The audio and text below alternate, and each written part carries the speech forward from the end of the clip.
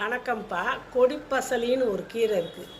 அந்த கீரை நம்ம ஆஞ்சிட்டு அந்த தண்டு இவ்வளோ தண்டி கிள்ளி நம்ம தரையில் ஊனி வச்சா கூட நல்லா வளரும். வீட்டுகளில் கொடி மாதிரி ஏற்றி விட்டுக்கலாம். பார்த்தா அந்த இலை வந்து வெத்தலை மாதிரி இருக்கும். அந்த வெத்தலை மாதிரி இருக்குது. அதை ஒரு 40-50 இலையை பிச்சு பருப்பு கூட சேர்த்து நம்ம கடையல் பண்ணி சாதத்தில் போட்டு சாப்பிட்டா ரொம்ப டேஸ்ட்டாக இருக்கும். அது வந்து மலச்சிக்கலை சரி பண்ணும். ஹீமோக்ளோபின், ரத்தத்தில் ஹீமோக்ளோபின் அதிகரிக்கும். அப்புறம் அந்த நம்ம தண்டு அது நிறையா இருக்கும். முளைச்சி அப்படி நிறைய முளைச்சி கிடக்கும். சும்மா சின்னதாக நட்டு வச்சா கூட அப்படி முளைச்சி கிடைக்கும். அந்த தண்டுகளை பிச்சு பொடி பொடியாக கட் பண்ணி நம்ம சூப் வச்சு குடிக்கலாம். நம்ம காய்கறி சூப்பு, இந்த சூப் வச்சு குடிக்கணும்ல, அது மாதிரி சூப் செஞ்சு அதை சூப்பை குடித்தோம்னா நம்மளுக்கு ஹீமோக்ளோபின் சத்து கிடைக்கும். ரெண்டாவது தாம்பர சத்து, செம்பு சத்துன்னு சொல்கிறாங்கள்ல, அதுவும் உடம்புக்கு கிடைக்கும்.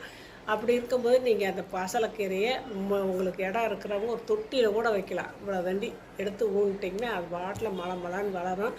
சில பேர்த்துக்கு இது என்னன்னே தெரியாமல் அளவு கூட வளர்த்துக்கிட்டு இருப்பாங்க. அது மாதிரி இந்த கொடி பசலையை நீங்கள் நல்லா சாப்பாட்டில் சேர்த்துக்குங்க.